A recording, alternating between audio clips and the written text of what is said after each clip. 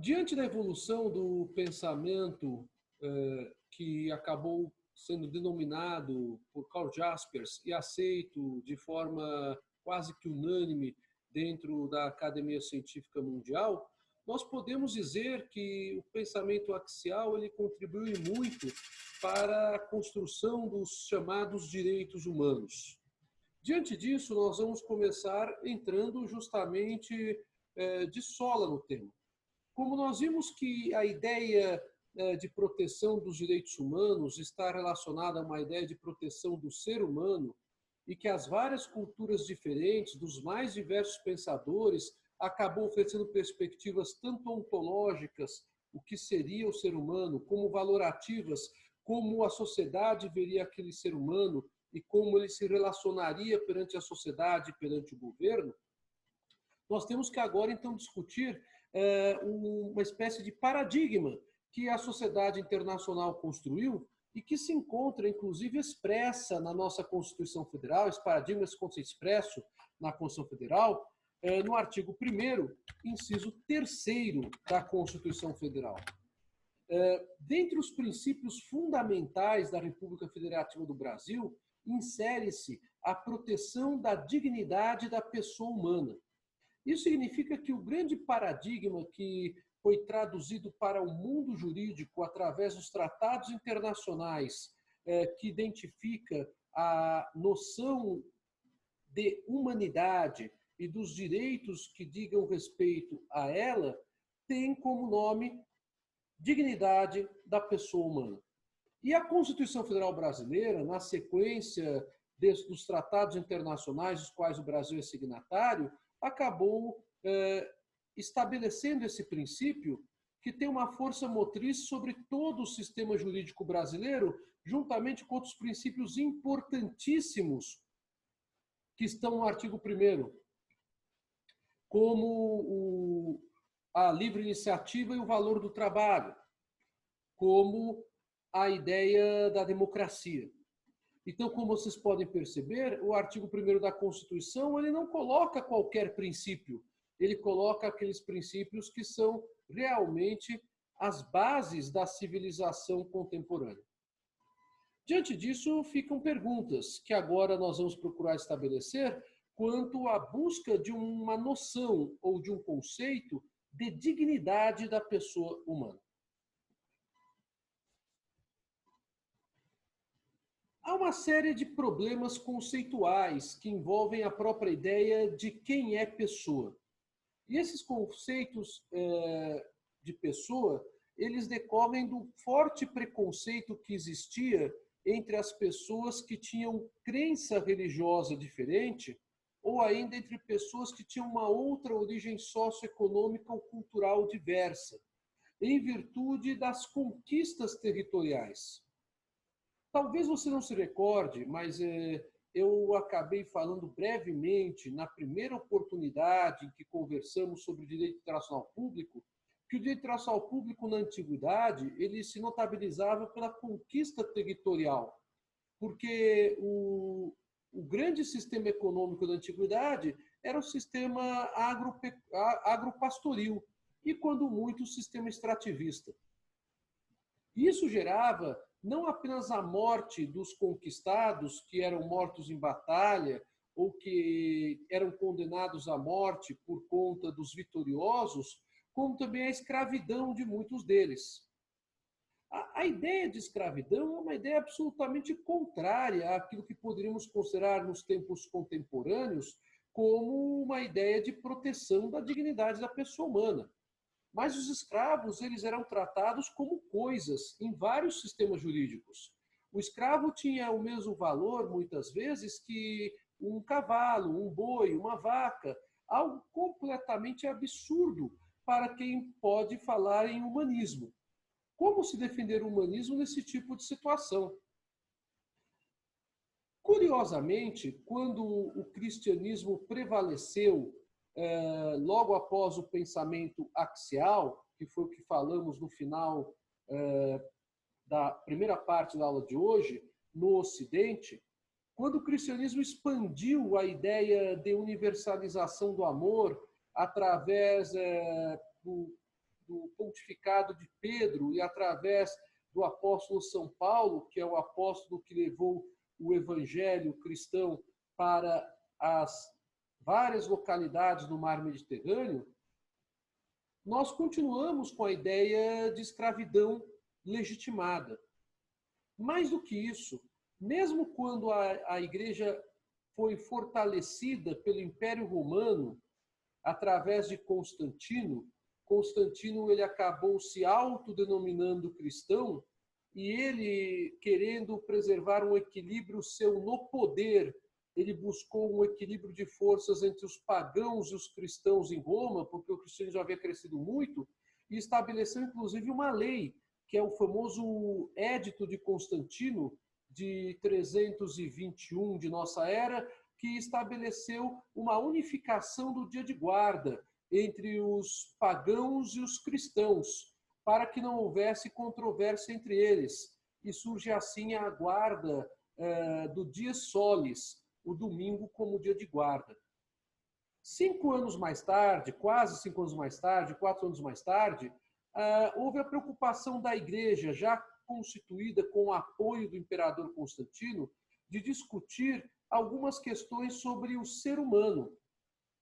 E surgiu, então, o famoso Concílio de Nicéia, que em 325 de nossa era, da Era Comum, ou depois de Cristo, acabou estabelecendo uma ideia de igualdade apenas no plano sobrenatural. E, curiosamente, o Concílio de Nicéia não se preocupou em discutir a situação dos escravos. Isso é algo perturbador, se nós imaginarmos que havia ainda uma legião gigantesca de escravos dentro do Império Romano. E o Concílio de Nicéia tratou e se preocupou de discutir a identidade de Jesus. Se Jesus seria um ser divino ou seria um ser humano que personificaria um ser divino como filho de Deus. O Concílio de Nicéia, no entanto, trabalhou com outras questões problemáticas da sociedade daquela época. As questões da inferioridade da mulher e da discriminação por conta da origem socioeconômica e cultural. No século VI, apenas no século VI, é que a Igreja procedeu a uma revisão da divindade de Jesus, entendendo que Jesus deveria ser entendido como o Deus homem e também o Deus divino. Então, durante o período em que ele esteve na Terra, ele seria o Deus homem. Isso gerou até mesmo uma dissensão no conceito filosófico de pessoa, quando se estabeleceu uma corrente chamada arianismo, segundo a qual, uma corrente do bispo Arriot, segundo a qual Jesus ele seria filho de Deus, mas não seria Deus. Mas é bastante interessante a discussão que houve nesta época, no século VI, porque finalmente a Igreja procurou trabalhar com a ideia de quem somos ontologicamente. O que é o ser humano ontologicamente? E surge então uma ideia muito forte, primeiramente por Boécio, de que deveria ser afastada aquela ideia do teatro grego, de que pessoa seria a máscara, seria um papel ou a exterioridade nossa na sociedade. Mas nós deveríamos buscar o conceito de pessoa na própria substância individual da natureza racional que cada ser humano possui. Então, o que nos distingue de outros seres seria justamente essa substância individual de natureza racional. E a questão dos papéis que desempenhamos da peça de teatro grega seria uma questão secundária. Não seria uma questão ontológica, mas seria uma questão valorativa, pura e simplesmente. Coube a São Tomás de Aquino, um dos maiores filósofos da Idade Média e um dos maiores filósofos da história ocidental, desenvolver um amplo estudo na Suma Teológica sobre pessoa. E para Tomás de Aquino, então, é construída a ideia de que pessoa é um composto da substância espiritual e da substância corporal. Tomás de Aquino se baseia justamente nas escrituras sagradas e na fórmula criacionista que apresenta o livro de Gênesis sobre o corpo, que teria sido moldado por Deus na criação, e o fôlego de vida que Deus teria lançado para que o corpo pudesse se transformar em alma vivente. A partir dos estudos filosóficos da Idade Medieval, com ênfase para os filósofos da Igreja, aqui me referi a Tomás de Aquino, mas também podemos nos referir a Santo Agostinho, o autor de A Cidade de Deus, nós temos a ideia geral de direitos humanos, que é uma ideia aceita inclusive entre os orientais. Todo ser humano tem igualdade de essência. A igualdade de essência de todo ser humano constitui, então, o núcleo do conceito universal de direitos humanos. Esta ideia coincide, se nós formos ver o que falamos antes da aula, com o pensamento tanto dos persas, como com o pensamento de Buda e como com o pensamento de Confúcio. É uma ideia extremamente forte. Todos nós somos iguais na essência. Esta ideia não ganha muitos opositores justamente porque passa-se a entender que o valor social ele é atribuído pela coletividade, é atribuído pelo governo, mas que todos nós somos iguais em essência somos. Os críticos dessa ideia acabam ainda se valendo de critérios preconceituosos que vêm de uma sociedade que estabelece a diferenciação de origem socioeconômica e cultural. E, portanto, esses críticos, eles existem. Mas, universalmente, inclusive os tratados internacionais que temos contemporaneamente, se assentam no princípio da igualdade, nesta ideia de essência pessoal.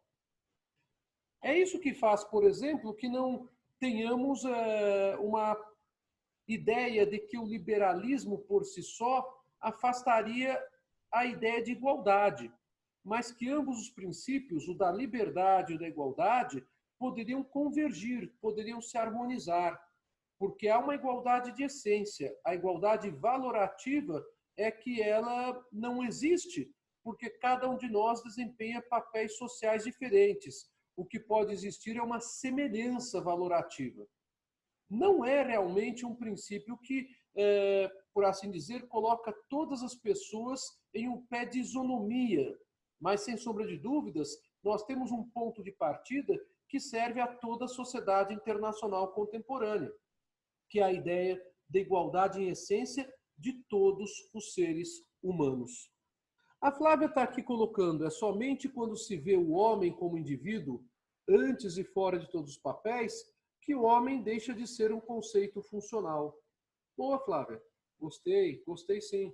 Então, realmente, o grande problema não é se atribuir, é o próprio McIntyre. Não se pode atribuir ao homem apenas um critério valorativo. Deve-se buscar o que ele é em essência. Chegamos ao que o Matheus falou antes do intervalo. Qual é o critério que faz com que tenhamos igualdade em essência? Essa é uma outra discussão que os filósofos se debateram durante muito tempo. E é uma discussão que acaba inspirando fortemente um dos maiores tratados de todos os tempos, que é uma declaração, a Declaração Universal dos Direitos do Homem e do Cidadão da Revolução Francesa. Sim, Kant é racionalista, você está certo. Qual que é a ideia aqui que é trabalhada através dos filósofos que sucedem a partir do século XVIII e do século XIX a um debate sobre personalidade e a um debate ao que é pessoa? Apenas lembrando que o século XIX ele é o século do racionalismo. E por se tratar do século do racionalismo, há uma busca, dentro do possível, do abandono da justificativa teocêntrica. Aquela justificativa que nós falamos no início da aula de hoje, estão lembrados? Estou aqui voltando, olha. A ideia de dignidade da pessoa humana se fundamenta em dois grandes grupos de justificativas. Claro que há subcategorias, mas vamos trabalhar com esses dois. A teocêntrica, que ganha ainda muita força na Idade Média. e a científica, que surge principalmente pelo avanço da ciência e pelo racionalismo. Então, a ideia teocêntrica ela não é abandonada. Para alguns, busca-se o abandono, mas para outros, busca-se a superação, conjugando-se o cientificismo com o teocentrismo.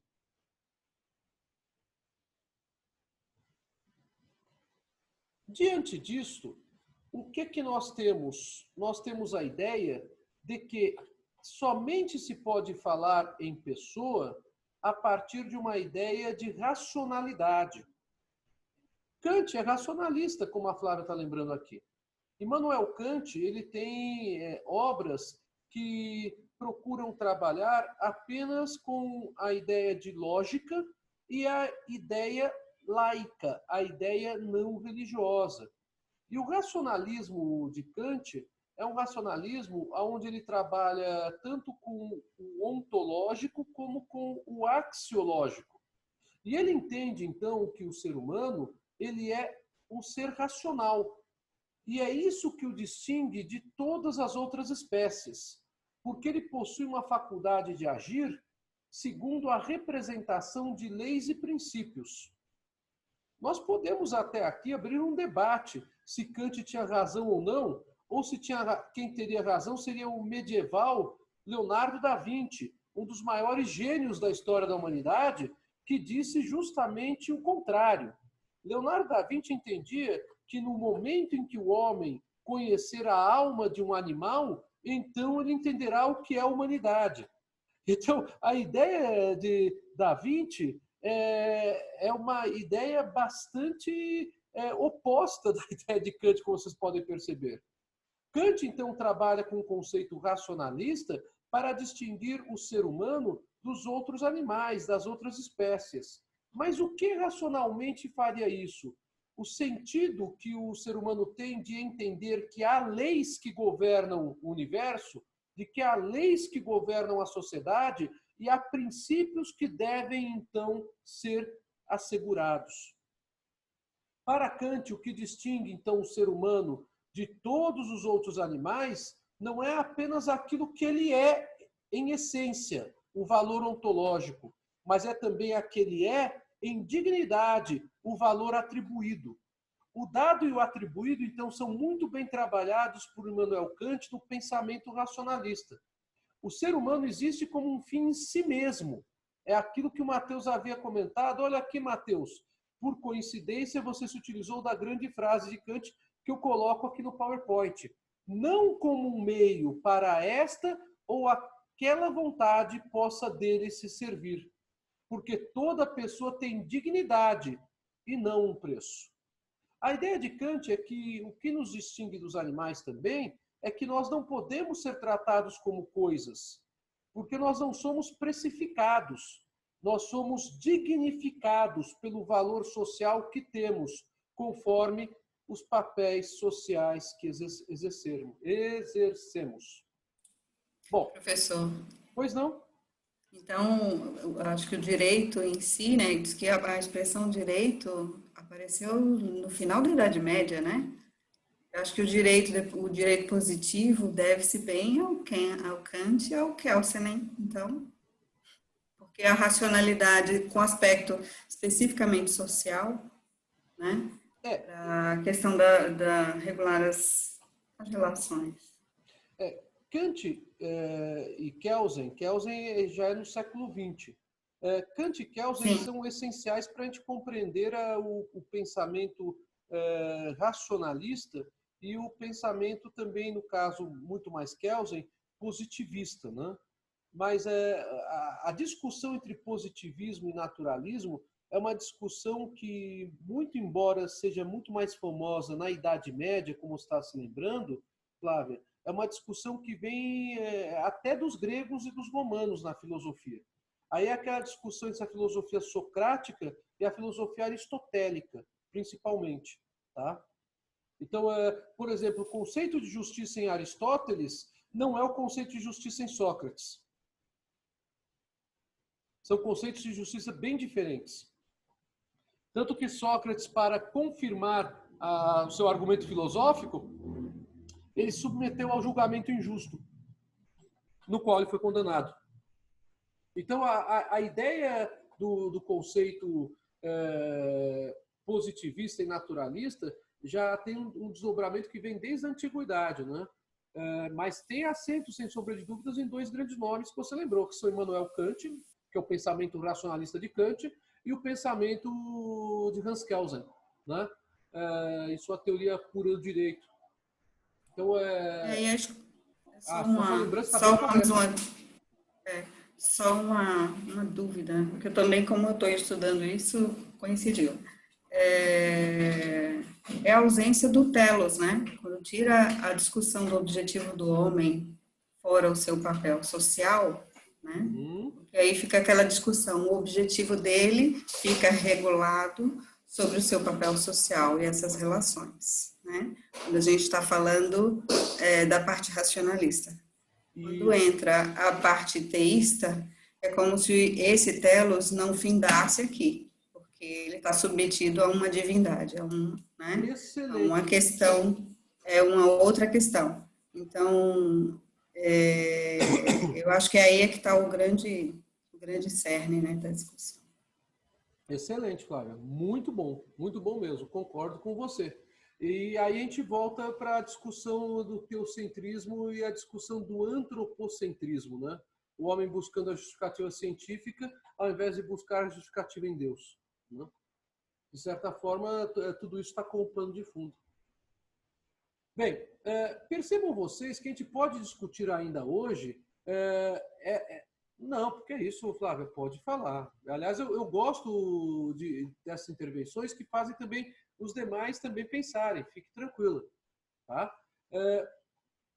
A grande discussão é que, muito embora Kant fale que toda pessoa tem dignidade e não um preço, muito embora os tratados internacionais falem que temos dignidade, todas as pessoas têm dignidade, pouco importando sua orientação socioeconômica e cultural, isto não acaba se refletindo do ponto de vista de efetividade.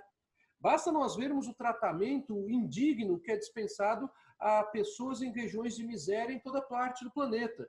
Pessoas que morrem por desnutrição, que morrem de fome. Basta nós vermos a questão de indignidade que é dada para vítimas de guerra, muitas vezes, ou que é dada até mesmo para soldados que acabam se submetendo a violações físicas e proibidas pela sociedade internacional, por conta de algum exército inimigo que os prenda. E o mesmo acontece também com a sociedade civil, vítima de conflitos. A ideia de dignidade, ela ganha uma grande dúvida quando entramos no chamado neoliberalismo contemporâneo, onde nós deixamos de ter dignidade muitas vezes e somos trabalhados por agências de publicidade, por fornecedores de produtos e serviços, não pelo que somos, mas pelo que temos. Há dois autores que são bem mais recentes, são autores do século XX, muito famosos que trabalham com o problema da dignidade e o problema da precificação. Um deles é o grande sociólogo polonês e professor de Leeds, já falecido recentemente, Zygmunt Bauman, professor na Inglaterra durante décadas, que tem alguns livros que demonstram os problemas que há do discurso, da narrativa da sociedade contemporânea, quando ela apregou uma ideia de humanismo, mas quando ela, na realidade, materializa as pessoas, transformando-as em coisas, precificando as pessoas. E Bauman tem dois livros que... Bauman tem mais de 40 livros em língua portuguesa traduzidos. Eu tenho quase todos eles. É uma leitura fácil, uma leitura agradável para quem quiser conhecer um pouco esse sociólogo. E há dois livros aqui que Bauman realmente arrebenta. A tradução desses livros em português, um deles se chama Vida para Consumo, as pessoas transformadas em mercadorias. Vejam o título do livro.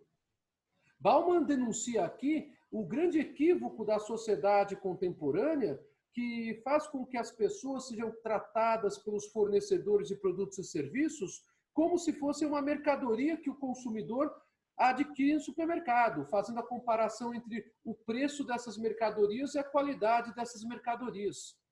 E Bauman se utiliza da simples noção de precificação. Nós somos procurados pelos fornecedores segundo o que temos e não pelo que somos. A mesma ideia é trabalhada por Bauman num outro livro, cujo título também é bastante contundente, tanto no original como em língua portuguesa. O título é uma pergunta. Bauman pergunta: é possível a ética num mundo de consumidores? Vejam só o título desta obra. É possível a ética no mundo de consumidores? Como podemos falar em ética para o consumo numa sociedade em que os consumidores eles são tratados como bens? Então, Bauman questiona muito a concepção kantiana de que toda pessoa tem dignidade e não um preço, porque ele afirma que isso não é a realidade da sociedade contemporânea. Um autor um pouco mais antigo que Bauman, em algumas décadas, é Erich Fromm. Erich Fromm tem várias obras também, e vale a pena você ler. Há várias obras traduzidas em língua portuguesa.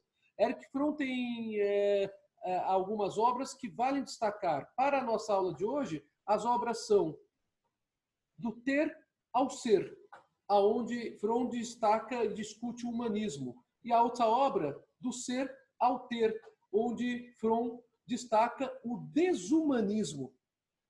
Então, como vocês podem perceber, a questão da precificação da pessoa, ela avilta a ideia de dignidade que Kant fala de uma forma tão racional com a sua teoria da dignidade pessoal. Ela avilta, e não mais do que isso, ela faz com que a chamada dignidade kantiana seja reduzida e a dignidade passe a ser um atributo meramente consubstanciado naquilo que temos.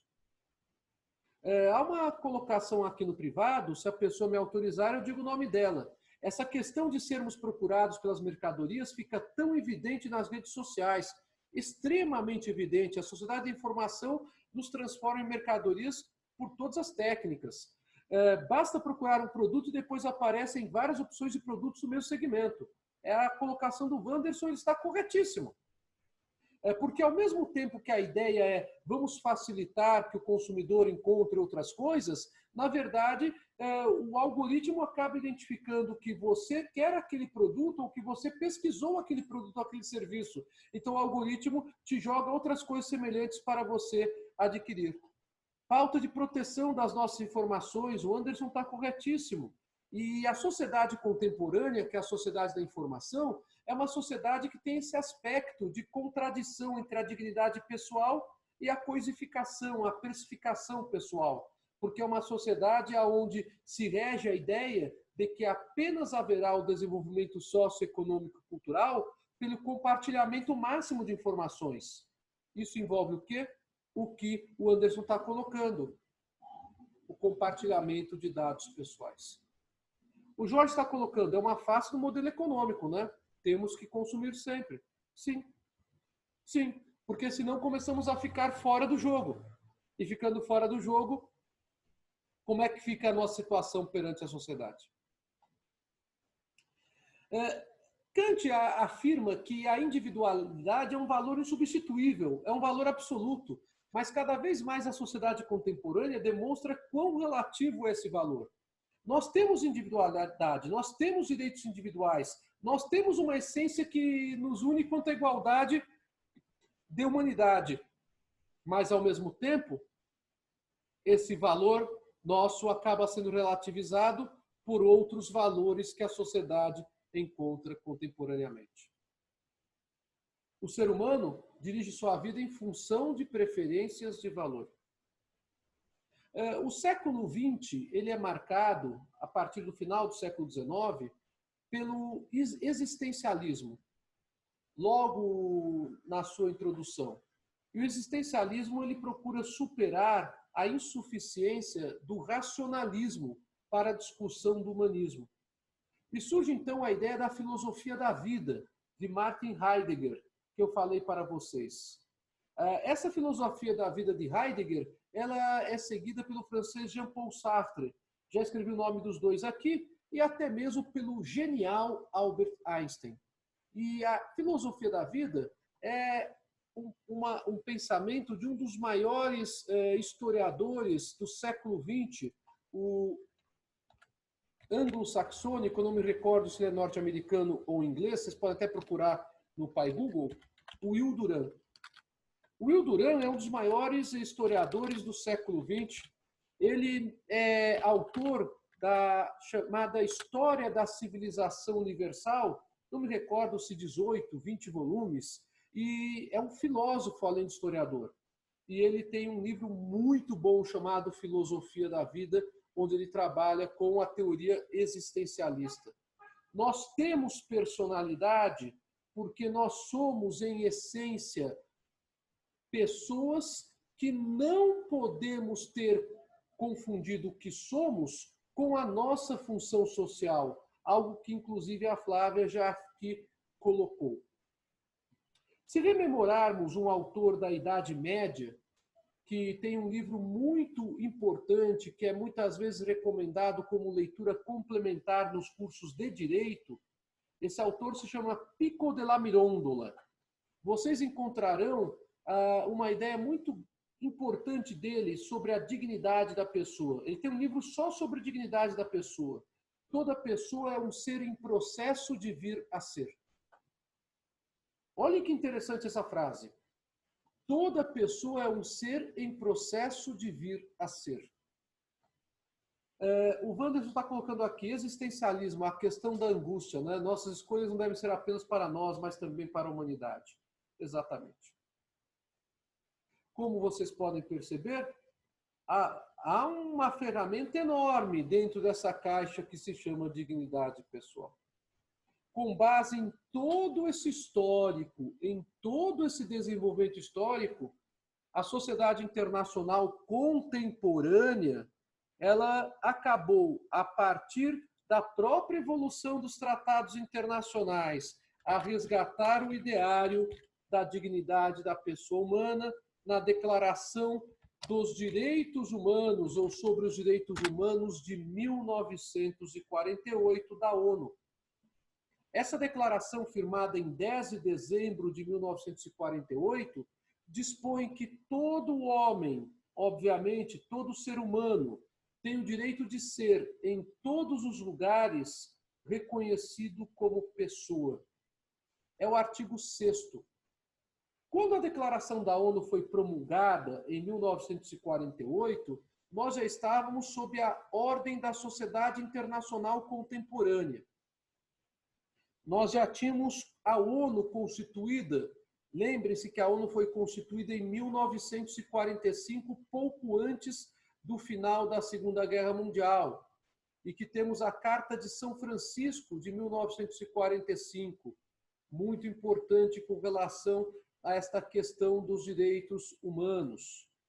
E nós já tínhamos abolido a ideia de escravidão no mundo por força de um tratado internacional da década de 20, um tratado de Genebra sobre a escravidão. Então, o mundo já estava caminhando para um outro ciclo, em que pese a ainda existente, naquela época, fortemente existente, discriminação socioeconômica e cultural.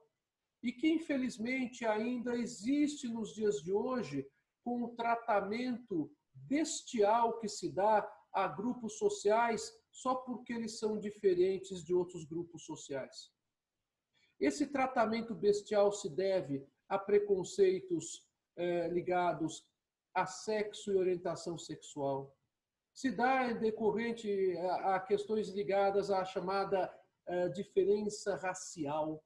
Se dá por conta de diferenças culturais e, infelizmente, esse preconceito ele não contribui para o desenvolvimento dos direitos humanos e nem para a sua efetividade da maneira em que se desejava.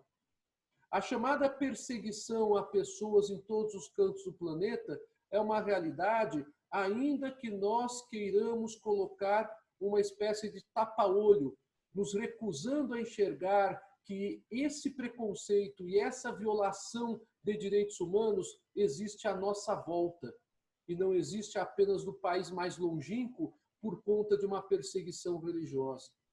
E é por conta disso que é muito importante termos em mente o que a Declaração da ONU fala. Toda pessoa tem direito de ser em todos os lugares reconhecida. Não pode existir diferença entre nós quanto à igualdade em essência. Qual é o papel das grandes guerras no implemento dos direitos humanos? É a pergunta do Matheus. Essa pergunta eu vou responder com mais vagar na aula que vem, Matheus, quando nós vamos abordar os tratados que surgem dos direitos da guerra, antes, quando a guerra ainda era considerada um direito, e dos tratados que surgem para se evitar a guerra e que dizem respeito à construção dos direitos humanos.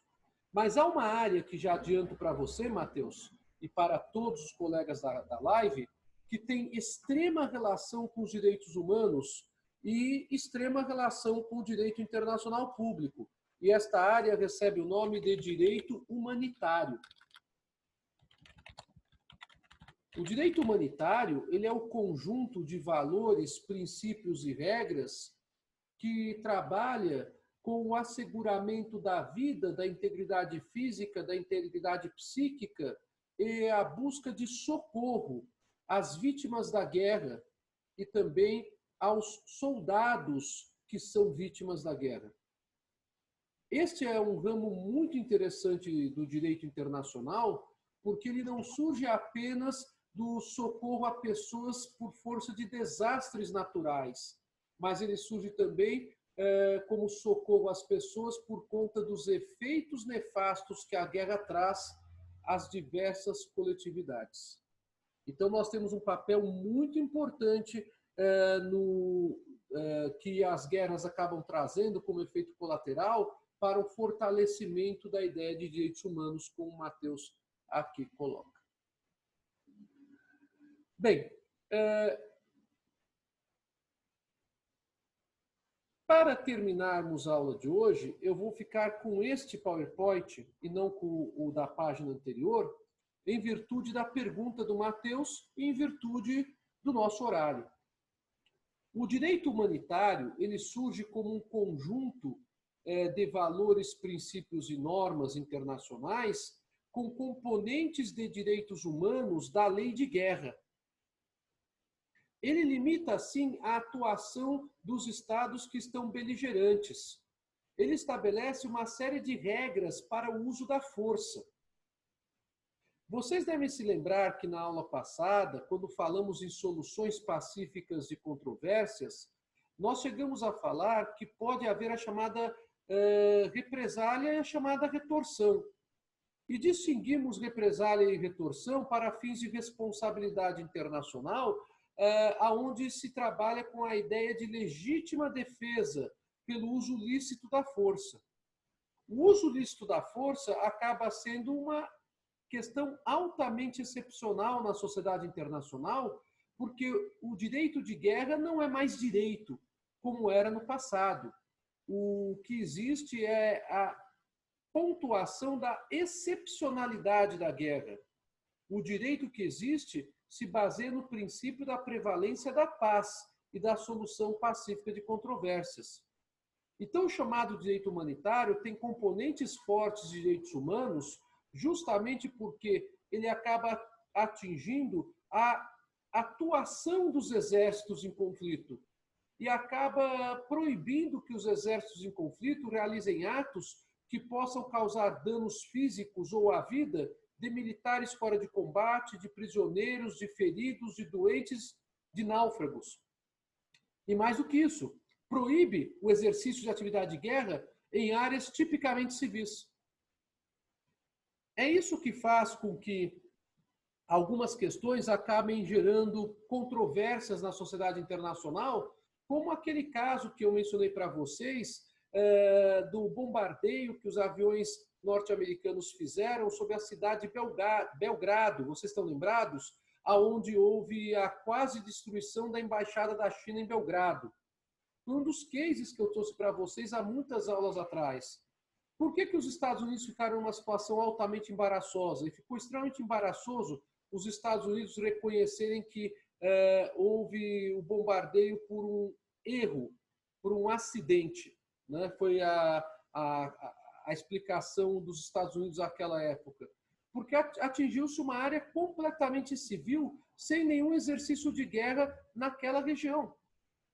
Então, O direito humanitário, ele estabelece também essa delimitação para que a população civil não seja atingida.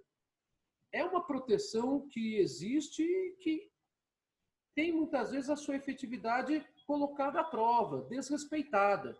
E aí nós temos o quê? A responsabilidade internacional a ser analisada por conta do conflito. É que no caso dos Estados Unidos e China, vocês sabem qual foi a solução. Eu falei para vocês, né? Nos meses seguintes, civis chineses depredaram a embaixada norte-americana, segundo a versão oficial da China, a embaixada norte-americana em Beijing, e Estados Unidos e China então fizeram uma solução pacífica de controvérsias, com pedido formal de desculpas e com a reparação por perdas e danos causados a cada embaixada. Bem, gente, pelo avançado da hora, acho melhor chegarmos ao final, né? Senão depois vocês vão ficar bravos comigo. Eu espero que vocês tenham gostado. Na aula da semana que vem, nós vamos conversar justamente sobre os tratados de direitos humanos e a influência deles na sociedade internacional contemporânea e, para ser uma coisa bem prática, como eles acabaram influenciando o próprio artigo 5º da Constituição Federal.